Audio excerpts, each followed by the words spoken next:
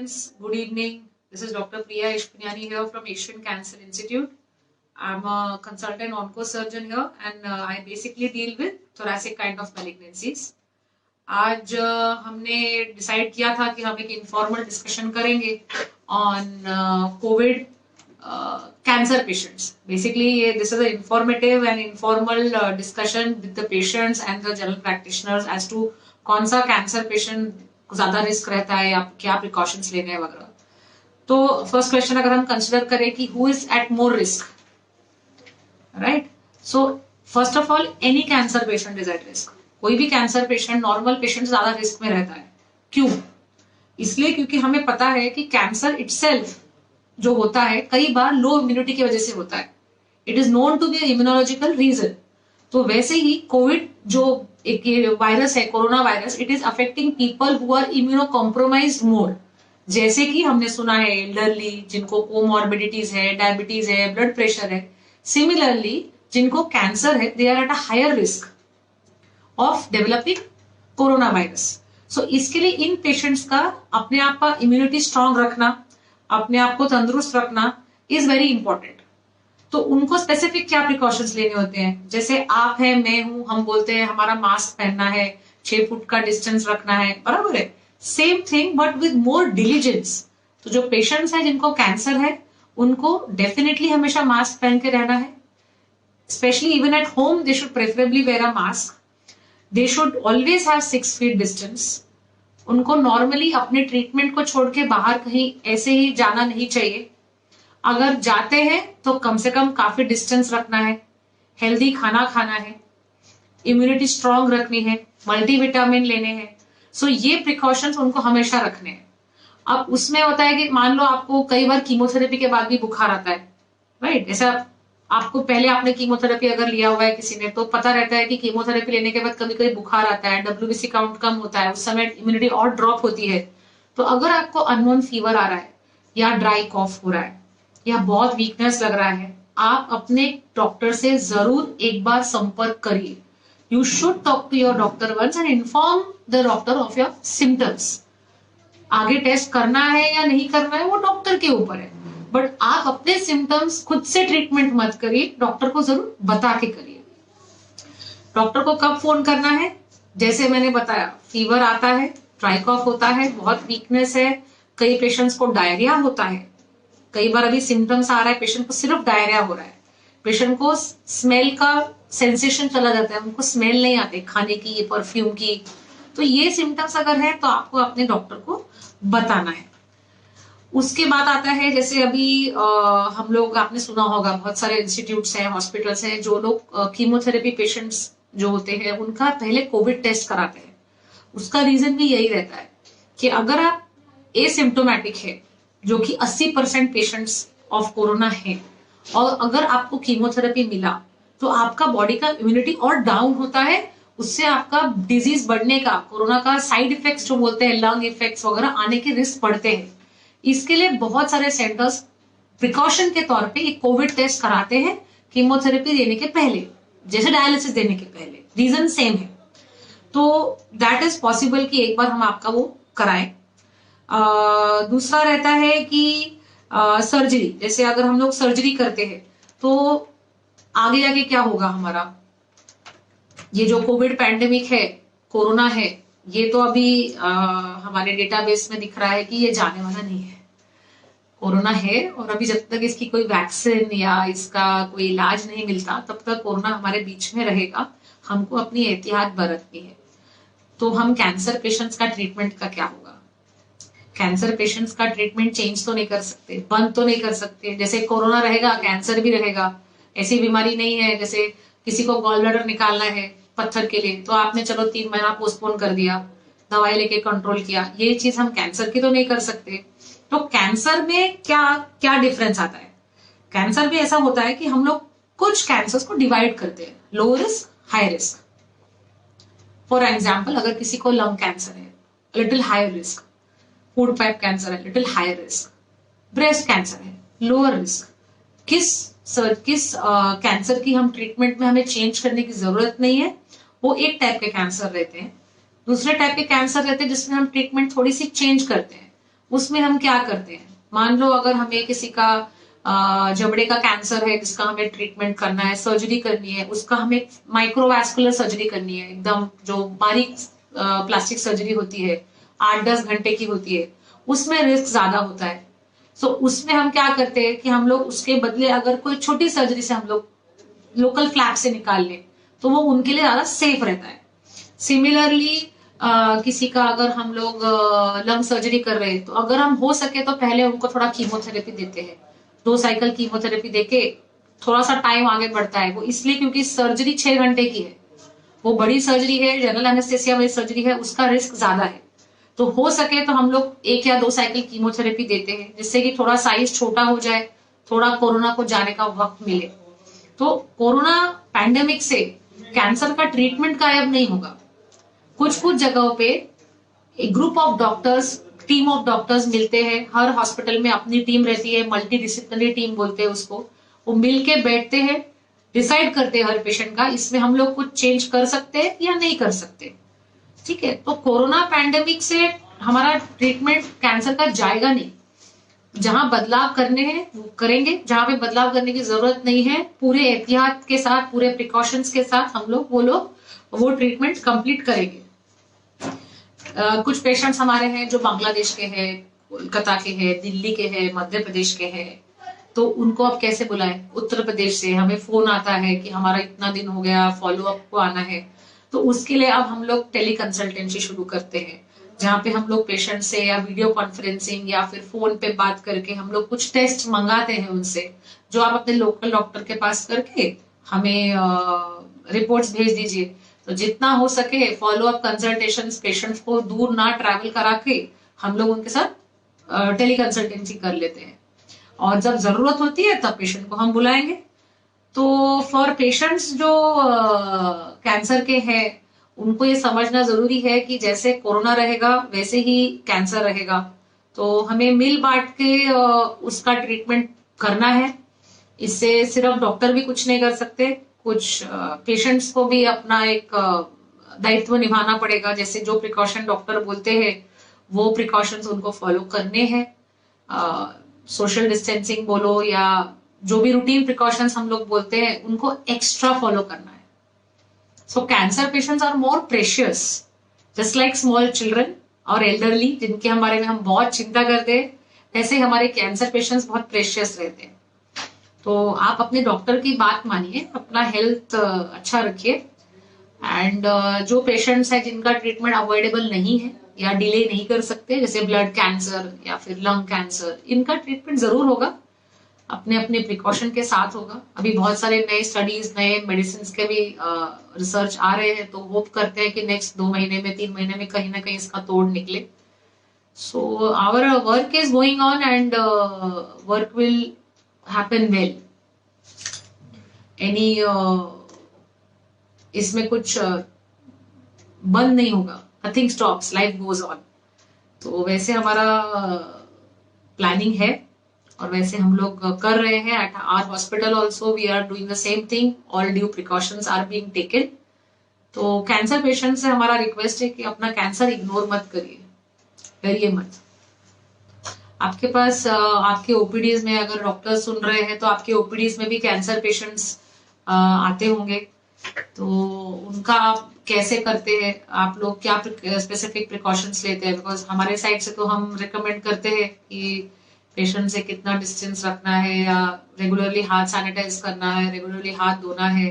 वैसे ही आप लोग आपके ओपीडी में ऐसा फॉलो अप करेंगे तो बेटर रहेगा, पेशेंट्स के लिए भी बेटर है और हमारे डॉक्टर्स के लिए भी बेटर है। तो वो सब करें। और कैंसर पेशेंट्स स्पेशली जो फार है, okay, what are the initial symptoms of different types of cancers. तो ये जो कैंसर्स रहते हैं ना, ये अलग अलग टाइप के रहते हैं। मैं आपको कुछ एग्जांपल दे सकती हूँ।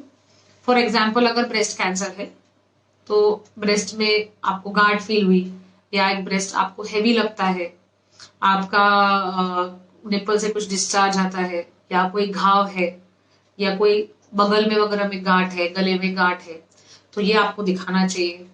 अगर किसी को फेफड़े का कैंसर है तो उनको बीमारी होगी, कई बार खांसी से प्रेजेंट करेंगे, नॉर्मली स्मोकर्स रहेंगे, they will have cough, they will have some breathing difficulty, खांसी में थोड़ा सा खून आना, ब्रेथलेसनेस होना। किसी को अगर फूड पाइप का कैंसर होगा तो खाने में दिक्कत, डिफिकल्ट टू सॉलो, आवाज का बदली होना, वजन बहुत कम होना। किसी को मुंह का कैंसर रहेगा, ओरल कैंसर हमारे इंडिया में मोस्ट कॉमन है, तो मुंह में जख्म होना, या फिर गले में गांठ, दांत में प्रॉब्लम, कांस्टेंट दांत निकाला है वो हील नहीं हो रहा है। तो अलग अलग कैंसर के अलग अलग रहते हैं। Do we need to do covid testing for cancer patients, how long is it valid? या सो अभी जैसे मैंने आपको शुरू में बताया, आइडियली बहुत सारे इंस्टीट्यूट्स कैंसर पेशेंट्स के लिए बिफोर स्टार्टिंग थेरेपी एक कोविड टेस्ट मांगते हैं। वो सेफ्टी सबकी होती है, दो तरफा सेफ्टी होती है। Will be very Frank, if patient, जैसे मैंने बोला, उनकी इम्यूनिटी लो रहती है, कैंसर पेशेंट्स की इम्यूनिटी लो रहती है। 80% कोरोना के पेशेंट्स एसिम्प्टोमेटिक रहते हैं, उनको सिम्टम नहीं होते। इसमें अगर कोई पॉजिटिव आता है और उसको कीमोथेरेपी देते हैं या बड़ी सर्जरी करते हैं, तो उस पेशेंट की पहले से ही लो इम्यूनिटी में, जिसमें कोरोना है, हमने उसको और एक डैमेज दिया, तो उसके जो लंग इफेक्ट्स रहते हैं, जो पेशेंट एसिम्प्टोमेटिक था can have more symptoms. At the same time उनको कोई भी ट्रीटमेंट देने के टाइम जो हेल्थ केयर वर्कर है वो पूरा एक्सपोज होता है। इसके लिए Covid testing is good for cancer patients, mainly for their safety. It is valid for around 3 weeks to 1 month। For example, किसी को अगर छोटा प्रोसीजर है, सिंपल कीमोपोर्ट डालना है या सिंपल एक कीमोथेरेपी देना है, सो अराउंड 1 month की वैलिडिटी होती है। अगर किसी का कोई बड़ी सर्जरी है या बड़ा कुछ उसका प्रोसीजर हम लोगों को करना है, तो 2 to 3 weeks is maximum validity. Even ICMR guidelines जो है, जो टेस्टिंग के बनाए गए हैं, उसमें कैंसर पेशेंट्स और डायलिसिस पेशेंट्स को स्पेशल प्रेफरेंस दी गई है। मतलब बाकी डिजीजेस में ऐसा नहीं कि आपको ये है, डायबिटीज है तो भी आप करा लो, ब्लड प्रेशर है तो भी करा लो, लेकिन cancer and dialysis, these 2 patients need more care. तो इसके लिए अगर आपको कोई भी छोटी सर्जरी या छोटा कीमो कराना है, तो आपका डॉक्टर आपको बोलेगा 1 month की वैलिडिटी है। कुछ बड़ा प्रोसीजर होगा तो डॉक्टर आपको 2 to 3 weeks की वैलिडिटी देगा, मैक्सिमम आपको 3 weeks। These are the 2 time limits, and a patient should not mind if someone is told.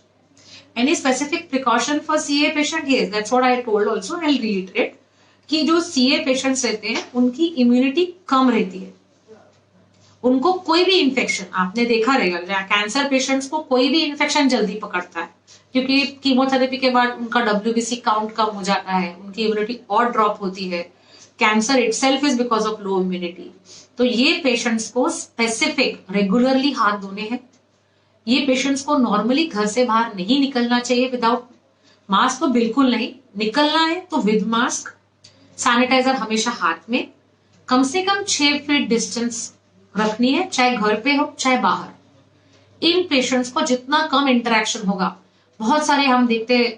और आपको एक बता दूं, जैसे अगर मान लो मैंने किसी पेशेंट का सर्जरी किया, तो मेरा स्ट्रिक्ट इंस्ट्रक्शन रहता है कि एक ही रिलेटिव आएगा उस पेशेंट के साथ, और जब तक पेशेंट डिस्चार्ज नहीं होता वही पेशेंट रिलेटिव हॉस्पिटल के अंदर रुकेगा। क्योंकि वो पेशेंट के अगर अलग अलग रिलेटिव है, जो एक सुबह जा रहे हैं, शाम को आ रहे हैं, नया जा रहे हैं, दूसरा आ रहा है, उसमें वो पेशेंट उतनी बार अपने डिफरेंट रिलेटिव्स को एक्सपोज होता है और उसकी बड़ी सर्जरी हुई होती है। इसलिए सेफ्टी के हिसाब से इवन घर के अंदर बहुत सारे रिलेटिव्स को बुलाना, पहले जैसे बोला कैसे है, आपकी तबीयत खराब है, शुड नॉट बी अलाउड। जितना लीस्ट इंटरेक्शन होगा with maximum social distancing, that is the only precaution. And her cancer patient को ये हम चाहते हैं वो समझें कि अगर हमें फीवर है, लूज मोशंस है, ड्राई कॉफ है, ब्रेथलेसनेस है, हमें हमारे डॉक्टर को तुरंत इन्फॉर्म करना है। हमारा डॉक्टर हमें नेक्स्ट के लिए गाइड करेगा। तो अगर आपका कैंसर पेशेंट है या कोई रिलेटिव है, आपका जनरल प्रैक्टिशनर जो होगा, उनको तुरंत आपको फोन करना चाहिए या उनको जाके मिलना चाहिए। So these are the special precautions for cancer patients. What all things can be given for cancer patients to eat? Yeah, so basically anything and everything which is good for immunity. First I would like to clear, non-veg खाने से corona नहीं होता। वो शुरू में आया, एक misconception आया, मिसकंसेप्शन चला गया। It is a respiratory illness, वो खाने से ट्रांसफर नहीं होता।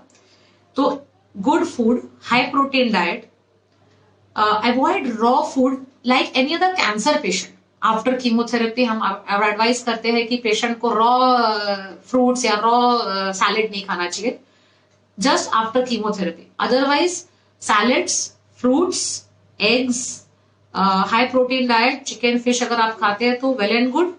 Multivitamins are good for building immunity. I would not recommend blanket therapy of arsenic or blanket therapy of zinc because we are not trained and everyone should not be taking everything without instruction by doctors. So any good food is good to build immunity in these type of patients. Do alkalized, ionized water helps? Nothing very well known of. ऐसा कुछ specific known नहीं है. बहुत सारे ये भी आया है कि warm water is good. Warm water is good in a way it upper respiratory tract जो होता है उसको वो regularly clean करता है. Otherwise beyond that there is no specific kind of water which has been shown to specific improve or decrease any risk. Is simple mask okay or patients need to wear N95 mask or special mask? No. So okay, any healthcare worker who is in direct contact with the patient in the form of an invasive procedure like हम लोग bronchoscopy करते हैं, किसी को general anaesthesia देते हैं, जिनके हम बहुत नजदीक है, ENT सर्जन्स हैं जो हम लोग पेशेंट के मुंह के अंदर जाके देखते हैं, डेंटल सर्जन्स हैं, इनको N95 मास्क पहनना चाहिए. जो नॉर्मल डॉक्टर्स हैं या नॉर्मल जो कैंसर पेशेंट एटलीस्ट जो पेशेंट्स हैं उनके रिलेटिव्स हैं वो एक गुड 3 लेयर का जो मास्क आता है मार्केट में सर्जिकल मास्क वो पहनेंगे. It is good enough. Nowadays a good clean 2 layer cloth mask also is available at many places जो कि washable रहता है which is very useful as long as you don't. मैं आपको एग्जांपल देती हूँ. I'll just demonstrate. So what happens nowadays is this is a mask. So what people do, हम लोग अरे ऐसे पकड़ते ऐसे लगाते हैं हम लोग, फिर हम लोग ऐसे बार बार टच करते हैं. This is of no use. तो जिसको भी मास्क पहनना है it has to be held only through the जो ये इसके पट्टे रहते हैं. We should only wear it like this and it has to be held only through this. सिर्फ इसका डील होना चाहिए, यहाँ आपको टच नहीं करना है. तो आपको जब निकालना है तो भी ऐसे पकड़ के आप ऐसे निकाल के साइड में रखिए. तो मास्क पहनना ही सिर्फ इंपॉर्टेंट नहीं है, मास्क आप कैसे पहनेंगे और कैसे उतारेंगे उससे फर्क पड़ता है. नॉर्मली हमने देखा है पेशेंट्स या रिलेटिव इवन डॉक्टर्स मास्क पहना होता है फिर ऐसे पकड़ते हैं फिर ऐसे करते हैं फिर ऐसे करते हैं, उसमें आपका हाथ आपके सरफेस में जा रहा है जहां पे इंसान कोई खांसा है या स्नीज किया है वो ऑलरेडी उधर सब इन्फेक्शन है और वही हाथ आप बाद में आपके नाक पे लेके जाते हैं. सो इसके लिए mask is important. Simple mask is sufficient for patients and those who are going to be in far off like shopkeepers या patients के relatives and people who are dealing with closed cavities like head neck or anesthesia or something should be wearing an N95 mask.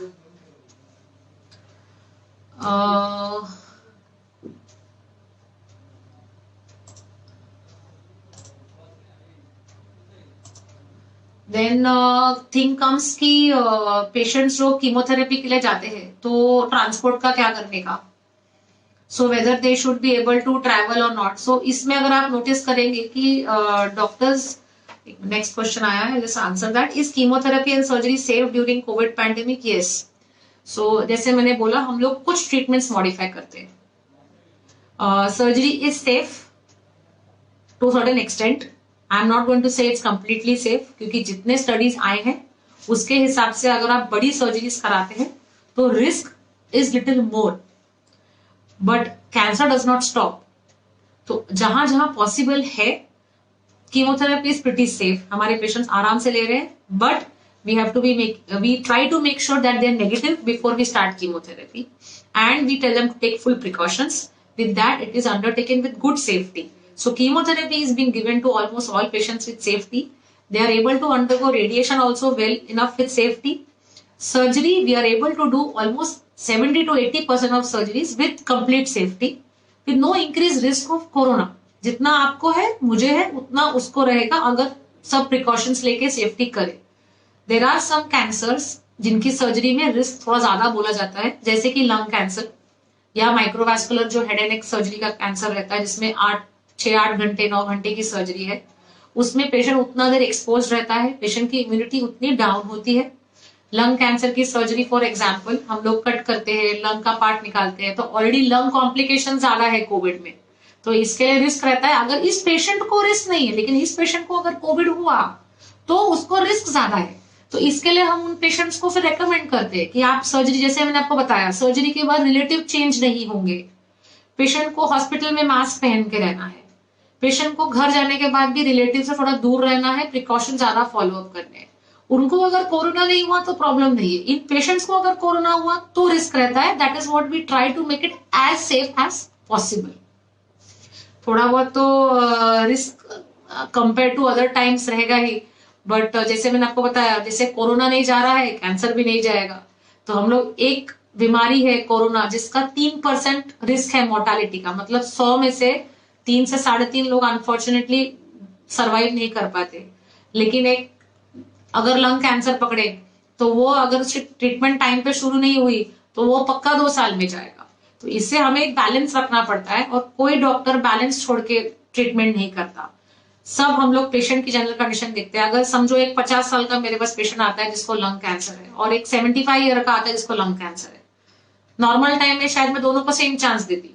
अभी के लिए मैं शायद सोचूंगी चलो 50 years वाला है, फिट है, कोई कोमॉर्बिडिटी रिस्क फैक्टर नहीं है, मैं उसको बहुत एग्रेसिवली ट्रीटमेंट दे सकती हूँ। जो 75 ईयर वाला आता है, क्या मैं उसको सर्जरी छोड़ के कुछ और दे सकती हूँ जिसमें नेक्स्ट 3 से 6 महीने निकले, तो मैं उसके ऊपर सोचूंगी। So that is a multi disciplinary team approach, जो डिसीजन हम लोग ऑन दैट टाइम लेते हैं, considering the condition of the patient and the age of the patient.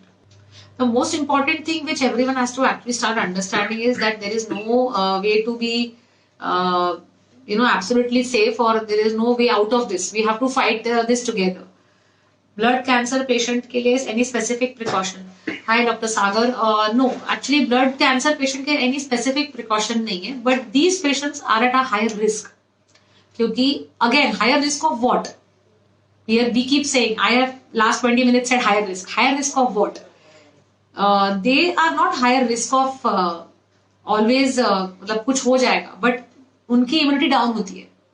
तो इनको अगर आपने प्रिकॉशंस फॉलो नहीं किए, जैसे आपने मास्क नहीं पहना, आप बहुत क्लोज गैदरिंग्स में बैठे, आपने अपने नॉर्मल प्रिकॉशंस फॉलो नहीं किए, तो आपको ज्यादा कॉन्ट्रैक्ट करने का रिस्क है। We are already in stage 3, community में आ चुका है, तो उसमें हम लोगों को कोरोना कॉन्ट्रैक्ट करने का रिस्क ज्यादा रहेगा।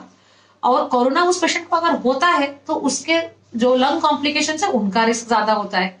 इसलिए blood cancer is high risk for getting it and for increasing morbidity. इसलिए इन लोगों को तो बहुत सेफ्टी से रहना चाहिए, जैसे mask, regular hand washing, avoid contact with outside people unless mandatory, avoid going out and doing shopping. And अगर जाना ही है, ऐसा नहीं कि कोई जा ही नहीं सकता, लाइफ तो has to go on, but then they have to be really careful. Do not remove your mask and regularly wash your hands. Eat good nutritious food and report to your doctor, whoever your doctor is, on any symptom. That is the main thing. उसके अलावा अलग से कुछ specific precaution पर से blood cancer के लिए नहीं है.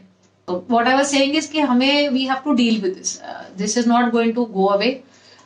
Everyone thought चलो मार्च आया, अप्रैल आया, मई आया, भी जाएगा, बट अब we are in stage 3, we are already in community transmission. So and perpetually, as I said, all treatments cannot be stopped. तो हमने recently maybe we have operated, and all touchwood, all patients have gone home successfully, and they are staying healthy. So if the patients and their community doctors जो हमारे साथ बात करते हैं, if they are able to maintain a good chain of precautions and good chain of general जो हम लोग message pass करते हैं, patients normally are able to get through it safely. The only thing is that the general precautions have to be taken with a pinch of salt and extra care for the cancer patients. Immunity is low. Always wear your mask and do not keep touching your mask and this everywhere. तो उसको regularly करिए. आप आपके doctor को मिलने जाते हैं तो भी नॉर्मली हम लोग टेबल को हाथ लगाते हैं, डॉक्टर के चेयर को हाथ लगाते हैं, रिसेप्शनिस्ट को के चेयर को हाथ लगाते हैं. Avoid touching your hands on the surface of the clinic जहाँ पे आप अटेंड करते हैं. Keep your hands to yourself, या ऐसे रखिए. जितना आप टच नहीं करेंगे उतना कम चांस है कि वो हाथ आपके नाक पे जाएगा. तो कैंसर पेशेंट्स के लिए वो एक एक्स्ट्रा केयर होती है, because they take help of people, तो they touch, they take support and walk many times. तो थोड़ा सा वो अपने को और केयरफुल रखना है for those patients specially. So do that, and I'm sure that we'll be able to next few months कोई भी इसकी वैक्सीन या ट्रीटमेंट का ब्रेक थ्रू मिले, so we'll be able to do much better. Cancer treatment goes on. हाँ, most important एक चीज मुझे बतानी थी, we have short time. For laparoscopic surgery, one change we have done in this is that we don't do laparoscopic surgeries nowadays in COVID. Because उसके जो gases रहते हैं एरोसॉल, जो हम CO2 जिससे भरते हैं, उससे वो सर्कुलेशन एनवायरनमेंट में होता है, तो it is not considered safe either for the patient और for the operating team. So minimal invasive laparoscopic surgeries अभी बहुत कम जगह हो रही है, विद बहुत ज्यादा रिस्ट्रिक्शंस के साथ हो रही है. If any patient develops COVID, how long do we wait for chemo or surgery? Normally it is 2 weeks since negative. So your report comes negative. उसके बाद एटलीस्ट 10-12 दिन के बाद हम लोग कोई भी ट्रीटमेंट आगे फॉलो अप कर सकते हैं, कीमोथेरेपी और सर्जरी हो. तो around 2 weeks we have kept a rough estimate for the patient to recover the strength also. Negative आने में इसमें सबसे ज्यादा एक साइड जो रहता है कोरोना में, जिनको सिम्टम्स आते हैं ना, उनको टायर्डनेस बहुत ज्यादा होती है, तो वो इम्यूनिटी वापस थोड़ी सी बिल्डअप करने के लिए दे टेक 2 weeks. तो नेगेटिव रिपोर्ट आने के बाद हम लोग कम से कम 10 से 14 दिन रुकते हैं, then we start the treatment again. So it has to be at least negative for 2 weeks. So that is how we go. And the patients who are positive for COVID, उनके लिए भी there is no end to treatment. It is just that we have to be more careful. We first treat the corona so that we don't deal with both the things together. We help the patients to become negative. We ourselves have 3-4 patients who are asymptomatic, who were discovered positive. They were then given regular treatment. They have turned negative. Some time has passed and they've again back on the treatment for cancer. So it's not a death sentence कि आपको cancer या corona हो गया मतलब finish, ऐसा नहीं है. They can also easily get out of it, but provided they have maintained their good immunity also. So we also have patients who had COVID and they have come out and their treatment is going on as before. So don't worry if you are a patient or some relative as a patient, you can definitely get out of it. Calcutta has also dealt with a bad blow, but I am sure they also come out of it like Maharashtra. We have a lot of patients and friends in Bengal and we hope to see them back soon after this lockdown ends and they are able to start. But till then, those patients who are there or doctors who are there who need to consult with us, please feel free to contact us. We are on this of teleconsulting. We are ready to teleconsult and deal with all the problems of our patients. We are doing that in fact. We talk to our patients there. Our follow-ups are going on through teleconsulting. So that is not an issue and it's very much recommended. Yeah, that's what I just said. Your take for regular follow-up of cancer patients coming from other states. So I guess you just missed the beginning of my conversation. So what we have done is that those patients who can come safely are being okayed. Those who are on regular follow-up, we are doing teleconsulting with them. We are asking them to send their reports to us. We ask for a 3-monthly or a 6-monthly follow-up or a yearly follow-up as per the malignancy. So they can always contact us. We fix up our customer care or the people at the ground floor, the ground staff, they fix up a teleconsulting appointment with them. We go through all their reports. We see the patient on a video conferencing and we give our recommendations. It is right now very well accepted medico-legally also, till we are able to start. In fact, for the future, we can actually, teleconsulting is going to become a second part of the game now, considering this is going to stay. So we are doing teleconsulting with other states, doctor. Maxillary sinus cancer operation is going on. All head and neck surgeries are going on. We are trying to avoid microvascular free flaps, but they are still not contraindicated in patients who will still benefit from only that. We are still doing it. Otherwise, maxillary sinus cancer surgeries, all types of surgeries are being done. There is no cancer which cannot be operated because there is COVID. We just have to take extra care and we try to see what best we can modify the surgery if possible along with it. Otherwise, it's done. Yeah. So my simple and take-home message for everyone is what we have been hearing everywhere. It is something very simple. I don't know what vaccine or treatment is going to save us, but social distancing can. That is the treatment and the way of prevention right now we have for our society. For the cancer patients, do not be scared. Your treatment is not going to stop. Please feel free to contact your doctor. No treatment stops because of corona. We just modify them a little. Patients to just keep the social distancing, regular washing of hands, good immunity, good food, good mask all the time. These are the simple things which are being told in TV since last 4 months. Just do them and complete your cancer treatment. You will come out of it. There is no stoppage of cancer treatment because of COVID. Both have to coexist and we will be able to coexist. are you doing robotic and laparoscopic surgery? So that's what I said again, that laparoscopic surgery is something which is right now being avoided. There are some centers which are using very high, trying to use very high technologies to do laparoscopic surgery, but as an overall guideline, it is being recommended that any surgery in which we instill carbon dioxide gas, so in robotic as well as laparoscopic surgery, we use gas to bloat up the stomach and to operate. For these reasons, it is easily transmissible. So if someone has it, it's going to be easily circulating throughout the room and causing a risk for everyone. So for patients who can do open surgery, we are avoiding robotic and laparoscopic for the moment till we get better guidelines about it. But as of now, we are not operating on robotic and laparoscopic surgery. We are doing open surgery instead. Yeah, okay. Thank you everyone, and hope to see you in better times. Thank you so much.